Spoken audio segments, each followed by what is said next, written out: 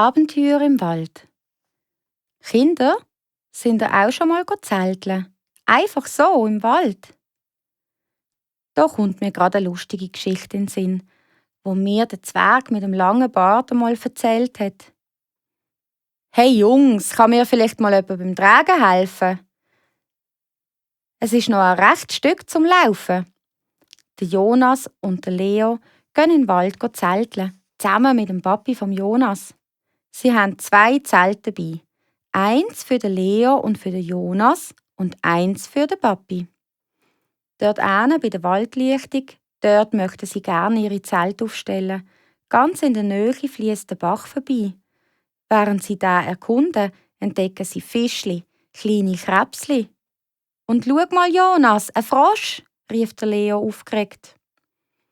In der Nähe vom Zelt hat sogar eine Feuerstelle. Genau richtig für so kleine Abenteurer. Los, Jungs, rief der Papi. Wir suchen schon mal Holz fürs Feuer und 3 Stöcke für die Klöpfer. Zusammen machen sie ein grosses Feuer und der Papi vom Jonas zeigt den Buben, wie man richtig einen Stock spitzt. Immer schön weg von euch. Schön spitzig. Jawohl, so ist es gut. Der Jonas und der Leo sind schon ein bisschen stolz auf ihre selber geschnitzten Stöcke und bröteln schon genüsslich ihre Klöpfer dran. So, jetzt noch der feine Herdöpfelsalat von Mami. Ein guter miteinander, findet der Leo. Das ist lieb. Der Papi vom Jonas bedankt sich. Ein guter. Nach dem Essen sind die 3 Abenteurer aber doch ganz schön müde.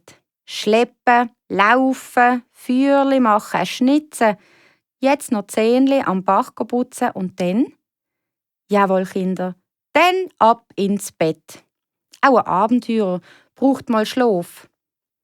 Aber der Leo und der Jonas erzählen sich noch ein Geschichtli von Kobold und Gnömlis. So richtig schön gruselig. Plötzlich raschelt's, gerade neben dem Zelt. Meinst du, gibt's da Gespenster? Fragte Jonas. Nein, die gibt's doch nur in alten Häusern, oder? Meinst du, gibt's da wilde Tiere? Bären, Leuen, Tiger? Fragte Leo.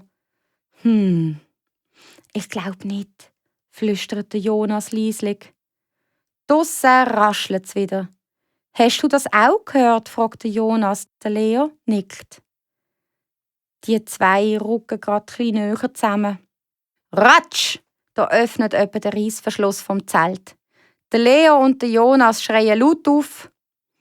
Da steckt der Papi vom Jonas den Kopf ins Zelt und fragt: Hey Jungs, darf ich bitte bei euch ins Zelt? Ich habe mein Zelt aus Versehen auf einem grossen Ameisenhaufen aufgebaut. Und jetzt krabbelt es überall. Da müssen die 2 Buben laut lachen. Klar, Papi, sagte Jonas. Komm nur rein. Auch der Leo nickt grinsend, während sich der Papi neben Jonas ans Rändli quetscht. Nur 5 Minuten später schlafen alle 3 Abenteurer tief und fest und träumen von den nächsten Abenteuer.